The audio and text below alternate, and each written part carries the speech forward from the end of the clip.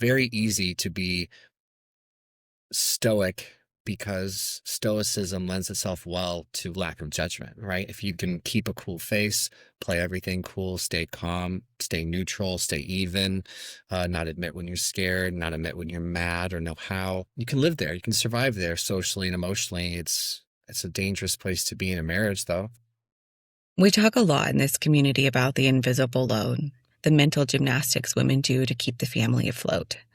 But there is another invisible force at play in our relationships, one we rarely talk about because oftentimes it looks like silence. It looks like your partner shutting down during an argument. It looks like stoicism. It looks like them, quote unquote, checking out. For a long time, I interpreted silence as apathy. And I thought, if he cared, he would engage. If he cared, he would fight back.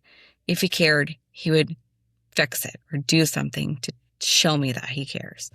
And that narrative in my mind has played a really detrimental role in my relationship. But what if that silence is not a lack of caring? What if it's a survival mechanism? Today, I'm sitting down with Noah Thomas. You might know him as Big No No on YouTube. He has built a massive community by being radically honest about his mental health, addiction, and currently a battle with advanced cancer. We're going to dismantle the story that men don't feel as deeply as women. And by the end of this hour, I promise you'll leave with 3 concrete things. A name for the feeling. We'll identify the hormone dump, the physical chemical flood that happens in your body before your brain even knows that you're upset. 2, a script you can use this week, and it's a simple reality testing phrase. My partner is not a bear. And 3, one tiny practice, a specific breathing technique that Noah uses to move from his lizard brain back to his human brain in less than 60 seconds. And I wanted to have this conversation because in my own marriage, I have struggled with the tension between controlling and witnessing. There's a moment in this episode where Noah talks about magical thinking, and it's the idea that we can control outcomes that are actually not in our hands, or that we are responsible for other people's emotions. And I realize that so often when I'm frustrated with my husband, it's because I'm trying to manage his experience to make myself feel safe. And I want him to do it my way, on my timeline, because the messiness of him figuring it out feels dangerous to me. I shared with Noah that my husband often just wants the room to make mistakes, to be messy without my judgment. And I realized that by trying to save us from that mess, I was actually robbing us of intimacy. And I still do. It's something I have to actively work at every day. And healing doesn't come from a perfectly curated relationship where no one ever says the wrong thing. Healing comes when we look at our partner across the living room, when we're both triggered, both flooded, both scared, and say, I don't know what to do right now, but I'm here in this moment. I'm present with you. Noah Thomas is the perfect guide for this terrain, not because he's a guru, but because he admits that he is deeply flawed and troubled and open about creating a dialogue around those messy moments of life. If you've ever felt like you and your partner are speaking different languages, or if you're tired of the stoic mask that keeps us lonely but in the same room, then this conversation is for you. Let's get into it. Welcome to Rooted Exchanged. Noah, thank you for being here today. Yeah, Rachel, I'm really happy to be here. Congrats on starting this new podcast, and look forward to seeing what we talk about. Thank you. Today, I really wanted to spend some time exploring the invisible weight that women and men carry. Oftentimes, women hold the emotional labor of relationships, or it's perceived emotional labor and mental load, while I feel men have a lot of pressure to provide, but stay silent, just kind of muster through. So understanding these roles is vital for our well-being as individuals, but also our well-being as we navigate relationships as partners. Before we dive in, I was hoping maybe you could share a little bit about who you are and what led you to create spaces for men to be more honest, more vulnerable. And is there a time in your life when being open and honest and vulnerable maybe didn't come so easily to you? Yeah, great question. So, for those of you watching, I elected not to hear any of these questions in advance. I thought that would be more suitable to my personality, just to think about it on the spot and to have the opportunity to process real time. So my name is Noah Thomas, and as it pertains to this conversation, I have a YouTube platform called Big No No. And on that platform, over time, I've amassed about 175,000 subscribers. And I bring that up not to say that it makes me particularly special, but just to say that over time, my proclivity to expose vulnerabilities within myself and difficult life situations with mental health, with addiction. I'm now currently battling advanced cancer, has connected me and related me to a lot of people, namely men, but not exclusively, in a way that sort of proves the idea that most of us are thinking what some of us are saying. And I very much believe in testimony.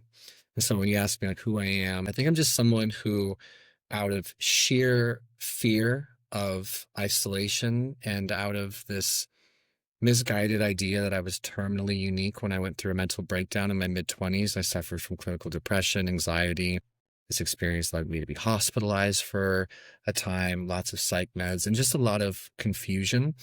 And when I was the most scared and the most certain that there was something uniquely wrong with me and that no one else understood, I had the instinct to get on YouTube very impulsively and just say, I'm scared. I think this depression will probably ultimately take my life.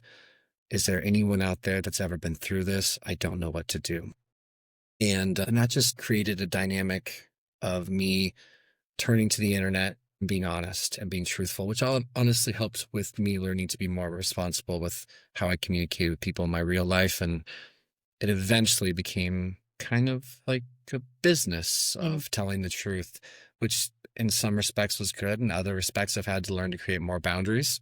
But ultimately, it's been very helpful because people did reach back. And I did quickly find out that what I was going through, while painful and difficult from like that depression standpoint, where all of my online presence started, I wasn't the only one going through it. Yeah. And people often, myself included, still just want to know that they're not the only ones thinking or feeling or doing whatever's happening to them, particularly if it's the first time. You were talking about feeling very alone, but even in that act of going on to YouTube and putting yourself out there is a very vulnerable Yeah. act. I think maybe a lot of people would consider that even brave to say the thing out loud. What brought you to that moment to feel like that was your only option? I wonder if part of it was that I think a lot of us, when we tell someone the truth or a version of the truth of what we might be experiencing, many of the people that are hearing our story or a version of our story, whichever is most true, there's a desire in us to fix other people. There's a desire in other people to come up with solutions when maybe what would be more appropriate would just be to listen. And I think the internet initially created a barrier as far as my ability to just say what I was thinking, but not worry about perhaps um, anyone retorting with, well, just do this, or this will Mm. fix that, or you're going to be fine, or maybe something that might limit my ability to tell the truth. When it comes to like my life before expressing that to the internet, I think I was always invited to openly share. I just have gained more confidence on how to do so in a way that was useful and practical. Seeking some alignment or validation that you are not alone without needing to feel the act of let's fix this. Yeah. Is that really, a common theme in how you think maybe men want to experience being able to be vulnerable is to be able to say the thing without having something attached to it of what's wrong, different? I really, really do. I mean, it's something that gets trivialized and maybe even spun in a comedic way in television and in movies and in literature. The the guy will not want to say the thing because he already thinks he knows what people are going to say back and he doesn't want to bother people. Really, I think what might be the most valuable is for someone to say that sounds hard and or hey, I've actually had a similar experience. You're not by yourself. Yeah, it's one of the questions that I keep thinking about for this community of women, as we're navigating through different parts of our lives, different seasons, transitioning to motherhood, Yeah. and thinking about how the relationships change or don't change with our partners. I think that there's a lot of things that fill the space, and being able to have an honest understanding or dialogue around how can we support our male partners Yeah. and have that discussion without creating more shutdown as part of that honest discussion and creating a safe space. What you've done online with your followers is be able to create a healthy dialogue that doesn't feel the need to fix. And I think a lot of women desire that, right? We want to create the space where our partners can be vulnerable. So thinking about how can, not enable our partners, but be a support system that actually creates that space for men. I think in marriage and in long-term relationships, especially ones that have potentially some bad habits early on when we're like younger, or at least the relationship in principle is younger as far as how long they've been together, but both can be true. You can get together young in Mm. age and be young in relationship. Yeah. I think I think remembering for me personally that there's a lot of power in saying I don't know what to do here. I don't have an answer here. I'm a little overwhelmed here. I think I'm a bit scared here. Here's what I'm actually thinking. I don't know if these are good thoughts. Here's what I'm feeling. I'm not sure if these are reasonable feelings.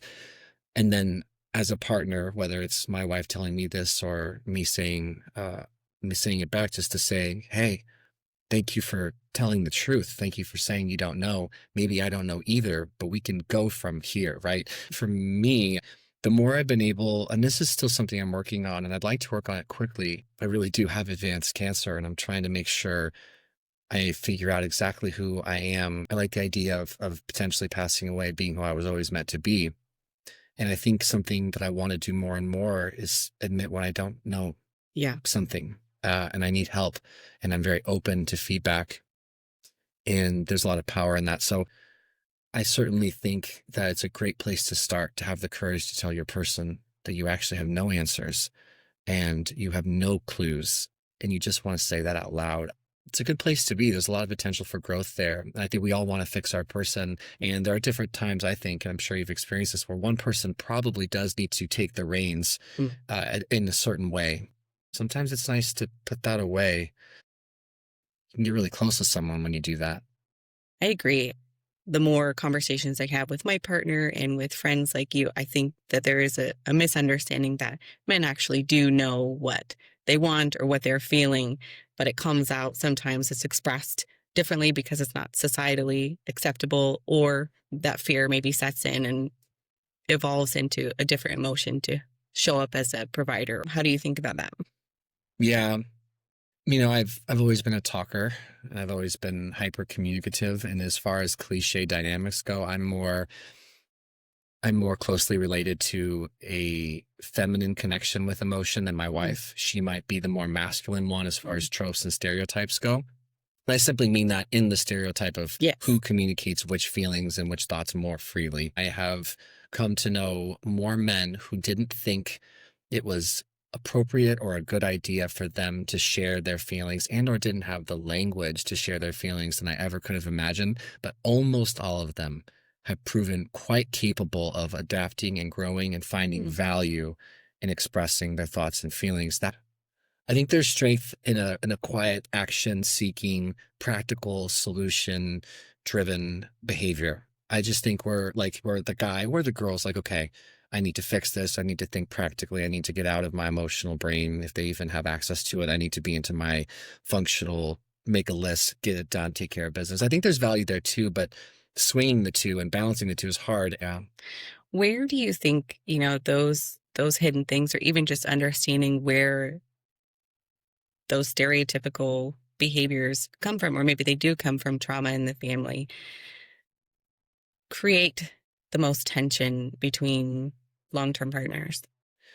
Yeah, I think we're mostly all pretty sensitive to how people respond to telling the truth. It is very easy to be stoic because stoicism lends itself well to lack of judgment, right? If you can keep a cool face, play everything cool, stay calm, stay neutral, stay even, not admit when you're scared, not admit when you're mad or know how. it's you can live there, you can survive there socially and emotionally. It's a dangerous place to be in a marriage though. Yeah. And there's a lot of responsibility as a husband and a wife, I think, or a husband and a husband, or a wife and a wife, uh, to be thoughtful about how we respond to people's vulnerability in a relationship, even if we think they are out of their mind. In our minds, like we hear them, we're like, whoa, they're off base here. They don't maybe know it. How you respond to it really matters. I think some guys potentially take that a lot more personal than Mm. maybe some girls. And I put huge caveats there. I don't know if that statement's true. I just wonder it. Um, because I think guys play tough, but are quite sensitive, quite hiddenly sensitive. And it usually comes out in demonstrative ways. But there's guys are sensitive. Tough guys are quite sensitive too. Thinking about your subscribers and your audience, it sounds to me like there's a lot of men who just want to verbalize the thing, know that there are other people out there. Do you think that is the same ask in a marriage, that it is to just put the emotion, put the concern out into the air and let it hang for a little bit? I think, what popped into my head when you asked that question is a big question, is a deep question. I think some couples struggle with conflict and see conflict inherently as bad, or only know one style of conflict where maybe there's a lack of imagination at how useful that conflict could be if it's Mm, rooted in a mutual desire to actually learn something about each other, or a realization that we don't know each other as deeply, as perfectly as we maybe think if any amount of time has passed, right? So I think men and or anyone who's driven to certain behaviors are more that are less emotionally developed, like I know how to tell you what I'm thinking and feeling, and I'm pretty sure I know where it comes from and why I'm saying it and all that. I think men probably would appreciate a little room to be messy about it, and I'm sure women would probably appreciate men to be more patient with their own expression and not try to fix it or be practical, or undermine the fact that some women are more in touch. and I think in my lived experience, that is very true reality in the conversations and conflict that I have with my husband. I think he wants to be able to make mistakes and have that room that I'm not being judgmental. And also I want to make sure that our family is taken care of, and that I don't have to do all the thinking for our family. From your experience, do you have any thoughts or advice for folks who are going through that moment of conflict, that, reconnecting? Obviously, therapy is a great tool, but just in that moment of having an open dialogue to soften towards each other in that moment of conflict. Yeah, I think that's a wonderful question, a very profound personal reflection. Something that's helped me with Jessie, my wife, is to have the assumption of goodwill with her at all costs. Always give her the assumption of goodwill. Do my best to never take what she says personal, or how she behaves personal. Don't make her lived experience an indictment on me.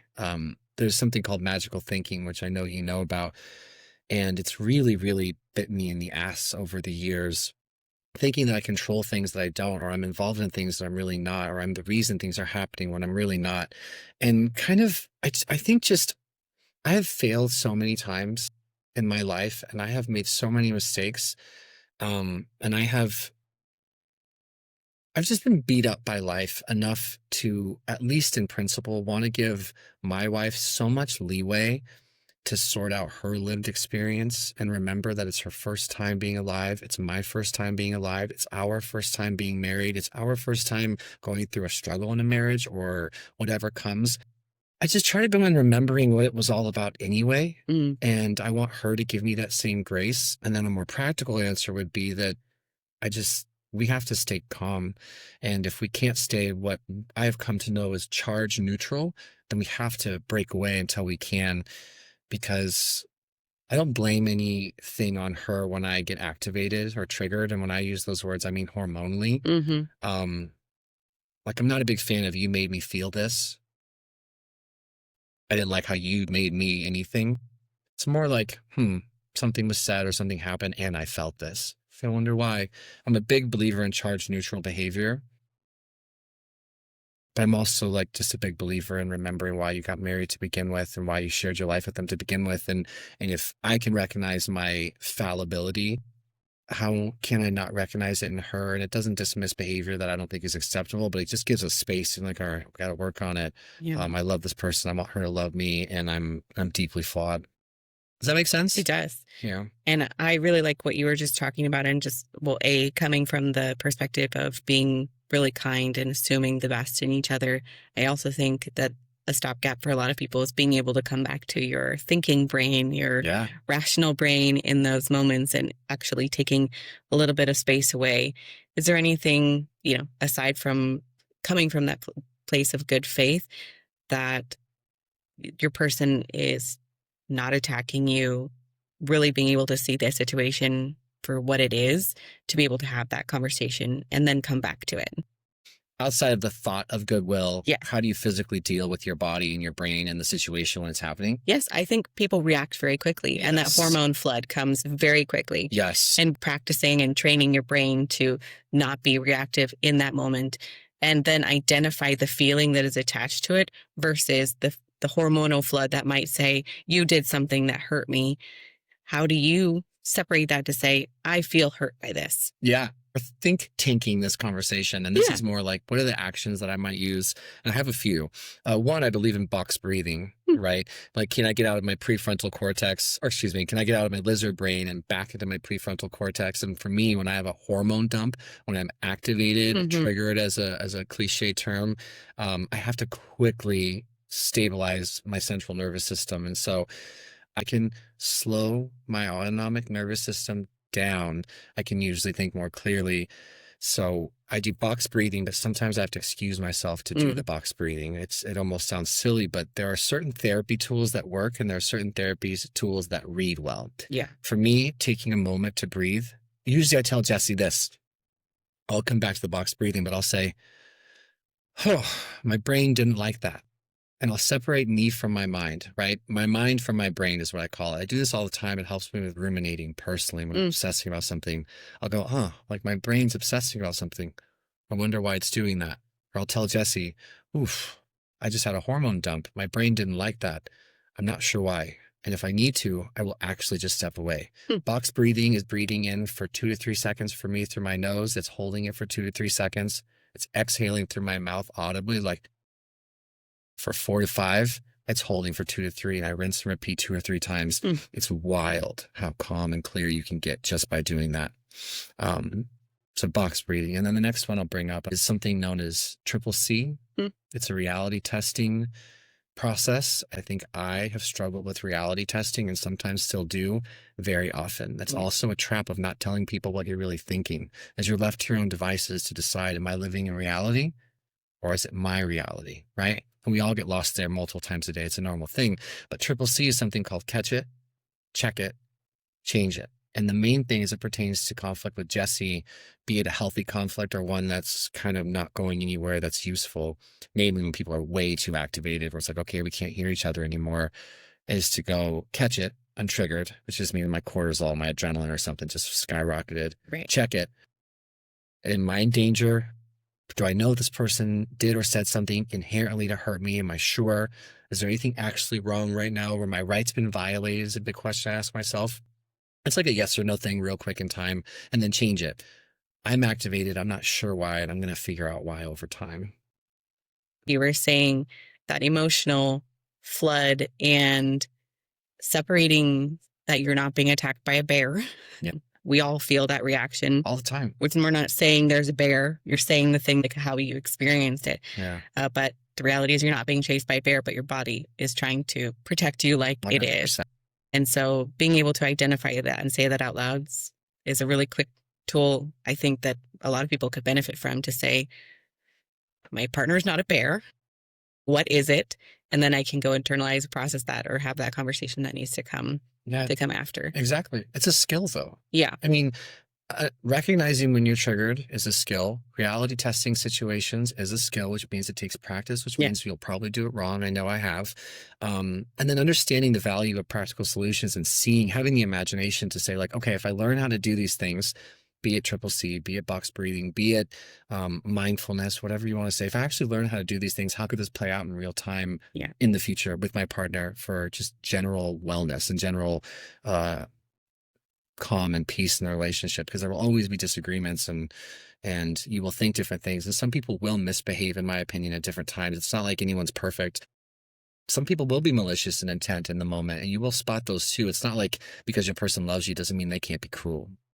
You'll figure that stuff out too, but it's having the collective understanding that you would like to get better at Hmm. whatever it is that clearly isn't working, and then you're open and interested in actually taking the time to learn how to do it. Because I think a lot of us struggle to tell the other person what we want, but we know what we don't want. So it's like, you don't want whatever just happened, but sometimes you're almost stunted to sort out exactly what you would want instead, really. And that takes practice too. It's a pain in the ass, all of it is, quite frankly. It's And worth it though. yeah, I keep thinking about it as people coming west on wagons. Mm, And, the very first folks, they brought their covered wagons and there's no tracks. And that's like your brain trying to drag something that has not done before. But the right. more people, the more times you drag the wagon across that, right, it creates those little trenches where your brain can better identify and recognize. And I'll just say for me, disclosing that it's hard for me. I can feel my body feel flooded. Yeah. I can identify the thing really quickly and where I feel it and what it means to me. But then I have a hard time then that next step of taking a break Yeah. or coming back to it. I want to either fix it or sit in that emotion for whatever reason. And so, I feel great on one side that I can identify really quickly. And I feel a lot of guilt and shame that I can say, well, I can get to these through steps, but I can't get past the back to my logical brain while I'm feeling all those hormones Yeah. to just take that little break to separate myself, give myself that time to breathe so I can think through what I want to say without feeling like I'm being attacked by a bear. And I think, well, with my example, right, the more you drag your wagon to actually do that, the more those pathways become more natural. But Yeah. it is a practice. I don't think anyone can do it in a day, a week, even a year. No, I really It's don't think really so either. something that is ongoing through your Yeah. lives forever. 100%. Perfectly put.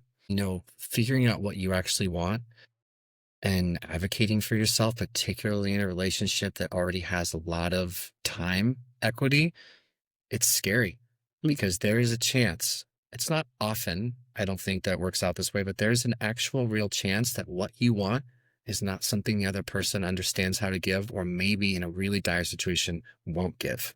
Yeah. And what are you supposed to do then? And that's why a lot of us swallow dynamics and Hmm. situations that obviously don't resonate with us. We know deep down this is not good. This clearly not doesn't feel right.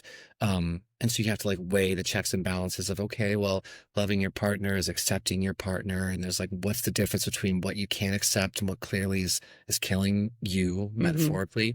That part of it's scary too, because tell someone the truth, like the real truth, there's a chance your entire dynamic could change forever. And that's also why so many young couples, again, either in age or in time together, would really benefit from being honest early, Yeah. because most of us just want to accept and be accepted. And Hmm. so we do the dance, and it's a normal dance. And there's a reason we do the dance, it's because we don't want to be alone. And I get it. But if more couples could tell the truth sooner, there would be so much less shit to sort out and fix later. Yeah. And I did not tell the truth sooner in my relationship, to be fair. It has taken forever, slowly, and sometimes painfully for us to understand that we were being inauthentic, but just not maliciously inauthentic. We were Right. just being inauthentic, and then something bursts. Yeah. And then you have to fix that burst. I mean, in a perfect world, you catch it early. I think it's a real reality that a lot of individuals and couples face. And I wanted to call out is that I don't think a lot of us know that we're doing it. We Yeah. do these things conditioned by societies, Yeah. conditioned by our families. Mhm. And I think there are moments in life that they break you open and to realize, oh, I don't like it. Yeah. But then the fear or shame of like, well, I've always thought that way. Now I'm changing a dynamic Yeah. that has been here for however long. How will my partner receive that? Yeah. And then if you do make that change, how do they actually receive it? And maybe it's good, maybe it's not. So sometimes it's harder things that you need to work through. But being able to have those conversations, I think people do evolve Oh, yeah. over time. I Oh, mean, yeah. right, absolutely. Especially But if being one able person is to, committed to evolving. It helps the yes, other. Pardon the interruption. no, no, but I think that's a hard part of it, right? Is that, I met my partner when I was 18. I'm certainly not the same person I was when I was 18, and thank goodness for a lot of reasons, but also being able to continue to ask those questions over the time of that relationship and have that mentality of a good faith, but also being honest with yourself and being honest with your partner can not limit those conflicts, but create healthier conflict, right? Yes. In your own brain, you're not fighting with your own identity necessarily, Yeah. let alone needing your partner to validate or accept that version of you, if that makes any sense. Yeah. And this sort of comes back to, at least for me, when I'm hearing you talk, I'm like, yeah, this is why I'm so glad that most of the time I'm getting better over the years at saying, shit, I don't know what to do here. Like, Yeah. I'm a little overwhelmed here. I have no solutions here. I need help here to my person. Like, as opposed to like, oh, I need to put on a brave face, or I need to dot dot dot, Yeah. fill in some sort of impossible answer that I don't have. I was at the gym the other day, and I own a gym for anyone that watches this or hears this. And one of the members came up to me and asked a question. And in the past, I would have happily come up with some answer.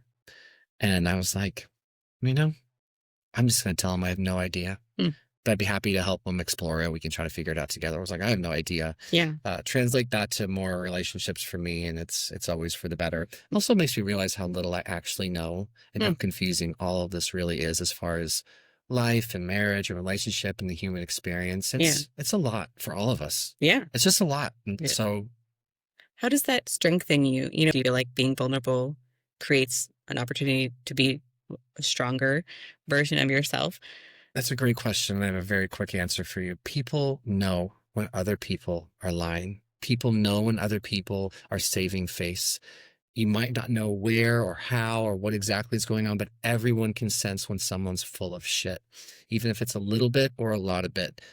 On the other hand, people can sense when someone is telling the truth or when someone else is at least trying to tell the truth. People can feel an earnest attempt at a humility, an earnest attempt at vulnerability, even if it doesn't come out quite right. And it usually softens people to other people. It usually tells the person you're being vulnerable to that they are safe to potentially tell you the truth also. And we all know that moment with another human being. I think sometimes it happens quicker with our friends than it does with our relationships. Not always at all, because some people sincerely have like vibrant, let's talk about the things no one talks about conversations with their partner right off the bat. Other people, I think you like mature into it maybe. But when someone just said something that was true, and when they said it without any expectations, without a goal, they don't want anything out of you, they're not trying to manipulate you. You can feel it, and it feels good. It's usually charging. People that bring you energy. Yeah. Yeah.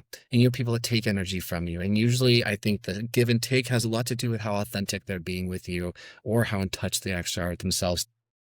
To answer your question, yeah, it's incredibly empowering to tell the truth, or at least your best attempt at telling the truth about what you're thinking, what you're feeling, or how lost you might be, because most people will reciprocate it. And then you have a chance to connect. And when we're both on the same level, solutions just naturally appear. And pretty soon people are being more real, more kind, more gentle. And then you're growing, and then you're learning. And then that thing you didn't know gets put in a box, and you just tackle the next one. Yeah. Yeah. I find a lot of times in my relationship, I try to be the more vulnerable to invite that space for my partner. And you mentioned that you hold a little more of that feminine energy in yours. Do you ever adopt that? Like, well, if I model, I demonstrate vulnerability to you, maybe you will mirror it back to me. How do you break out of that and actually invite your partner, man or woman, into that conversation to be vulnerable with you? I think you share vulnerably, or I share vulnerably without expectation that she'll respond right Mm, away. To remember that I have no idea. By the way, my wife has been wildly vulnerable with me. And when I bring up the more feminine cliche, I do mean to say that it is a cliche. There are very emotionally in tune men, very emotionally obtuse women, and vice versa. right. And there also, I do think, is a wonderful space and place and time for either gender to be protective, to be authoritative in the right role, to jump into leadership roles that are very practical. Again, either gender, to be clear, I really do see that hat is quite capable of switching partners at different times. But I think for me, I have to remember that my wife doesn't owe me anything when I open up to her. And if I really struggle with how she responds to it, then I can explore what that is and then tell her what I want and why I want it, and make sure I'm clear about it. But to remember that what dreams may come from vulnerability, and can I be vulnerable without there being a side agenda to get something back? Can I have the presence of mind to understand that me planting the seed of sincere vulnerability, or at least the attempt, could lead to a breakthrough for my partner a year from now, Mm, 4 months from now? Who knows when something will click? Have you ever wandered into something that clicks for you and go, whoa, I've been running uphill on this issue for a long time, but something just happened. Like, something just made sense to me. I don't always know where the process started, but the yeah. seeking of it is usually the important thing. Yeah. A practical example for people listening or watching would be like dietary changes, right? Mm, If you can toe the line with how you want to eat, why you want to eat, and what your relationship might be with food and health or whatever, if you can toe the line in spite of a partner who has a completely different line, we are often amazed at how that influence slowly and eventually starts washing over our partner. mm, But if you expect your partner to change when you want to change, when you're ready to change, I think I have often been in for a serious, serious bit of emotional pain hmm. because their timeline isn't my timeline. In that moment of control or needing that, I think when the letdown happens, you are more easily not manipulated, but easy to give in to that because it's inauthentic to your partner. There's something attached to it when you're forcing something that's also forcing something in them versus having that natural moment where I'm making good choices or I've made a change for myself without expectation of you for them to desire to come along in that journey that just feels more authentic, that Yeah. doesn't create that moment of tension in the way that it would and the opposite. Yeah. And I wonder, well said. I wonder if you've experienced this too, but you know, I've been excited and wanted to change a great many times, and I have adopted new behaviors and new ideas and new paths many a times, and then receded into old behavior many a times. Yeah. And so I think part of my learning curve with my wife has been that she has seen me wrestle with my demons or try to improve or overcome or grow. And then she's seen me fall back into things that have not served me. And that inconsistency has not exactly played out well for when I am being more consistent, her ready to jump on or being more prepared to potentially adopt some new behaviors or jump on the train, Yeah. because she's watched me do the whole dance to the point where she may be numb to it. Now, that's a very me specific thing Yeah. for anyone watching or listening. And you already know this. I'm a recovering alcoholic. Um, I'm a depression survivor, and I'm an inconsistent behavior person. So one of the things that relationships thrive on is consistency in the right ways, Yeah. healthy, consistent behavior. So you can come to know what to expect from your person. And I haven't always been able to do that for my wife. And so when I've decided and been compelled to and or just fallen into change that could potentially be healthy, my partner often is not overly impressed, probably relieved, but also maybe numb, you know? So for me, I know it's been like, I need to do what I'm doing for the right reasons and focus on myself unless I'm being harmed. And I can identify that my partner is causing harm. And then you go from there. Yeah. And then eventually, and I've found this to be true, uh, her life can change in ways that are similar to mine and mine to hers when Mm. she's on a journey that, like, clearly something good's happening, and I just want to be a part of it. Yeah. I do find that similarity in things that I've tried to do or changes I've tried to make in my life coming from the background that I did. I struggle with a lot of people pleasing. Mm-mm. And really what that is actually a focus on everybody else's emotion in the room Yeah. and kind of abandoning the things that I know to be true to be able to keep that homeostasis, which is very unhealthy in a lot of ways. but brings a lot of peace in the moment for the people you're in the room with. As part of that, I think I struggle with a lot of consistency in that is I can do a lot of things on my own, very independent, very motivated, and very driven. And also, I want my partner to feel included in that. And that is a challenge because my partner, so you're talking about maybe that's not their journey and they don't care. They want to support you. It's just not in the way of your mind and how you're playing that out. Yeah. And being able to stay in that parallel track with you when it's not their dream, it's not their vision, it's not their goal, is very difficult. And also that makes me feel guilty for bringing that on, and those triggers of people pleasing or feeling like I'm not doing enough because then they would want to support me is a belief that I have been really working hard for the past few years to shift that. Just because it's not their dream doesn't mean they don't love me. Yeah. They don't support me. They won't do anything in the world for me. But that's a very real part of our relationships, that we want to bring our person along. Yes. And sometimes those paths don't ever line up. No. And that's okay. And we can still love each other and support each other and have a dialogue about it without needing to achieve this impossible mission that we think the same way, we believe the same things, we do the same things. Yeah. I think it's contributing a lot to society nowadays, where I think a lot of people aren't dating or committing to long-term relationships because there's this idea of perfection that you have to attain. And if you don't align on all 100 checks, you won't happen. But the reality is that marriage and relationships and conflict are choices every day. Yeah. That's what we're talking about. That's what this conversation is a lot about, that you can still have all of those things, still choose your person at the end of the day. 100%. And try to find a better path to have those things in the end. Beautiful. And I fully agree. It's like identifying differences between wants and needs, right? Yeah. That's probably the healthy side of accepting your person for who they are, as opposed to identifying when it's not. Yeah. That was wonderfully put, and I fully agree.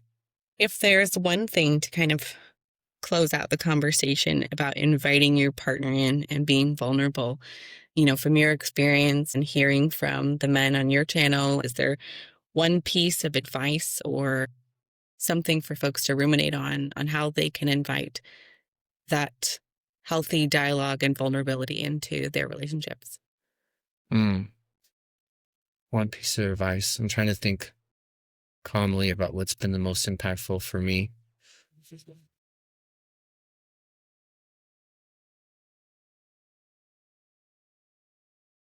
There's some famous expression from the Buddha that I can't recall, but it has to do with understanding your motivations and your intentions for what you're doing and being clear on what those motivations and your intentions are.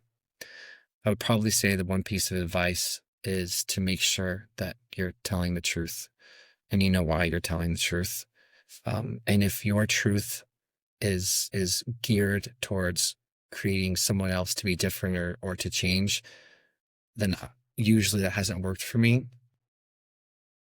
So I would probably say that the best thing that ever happened to me was being able to be clear about what I want, why I want it, and what I'm hoping will come from it, and then let go of any expectations. Am I willing and comfortable to actually get emotionally naked with someone else at the risk of everything, and leave expectation behind to go from there? And then maybe also just to keep trying, keep trying over and over and over again, keep trying. If you sincerely want something to get better and you're willing to fail at it as many times as it takes for it to feel right, you'll probably be okay. It can really be grounded in love, in identifying who you are and not trying to necessarily change or evolve the person, but feeling good in that respect that we own our feelings, and the more we own them, the more we're inviting our partners to be a part of it. Exactly right. And then you don't have to hold on so tight. You don't have to hold on so tight to everything, to the answers, to the confusing natures of life and marriage and fear and stress and all the things that create the human experience, good and bad. It's like you can just take a breath with that. Really, like, it's nice, it's freeing, and then you can rebuild from there. It's just really beautiful. Yeah. Yeah. Well, thank you so much for joining us today. I really appreciate your time and perspective, and excited to share this with our viewers. Me too.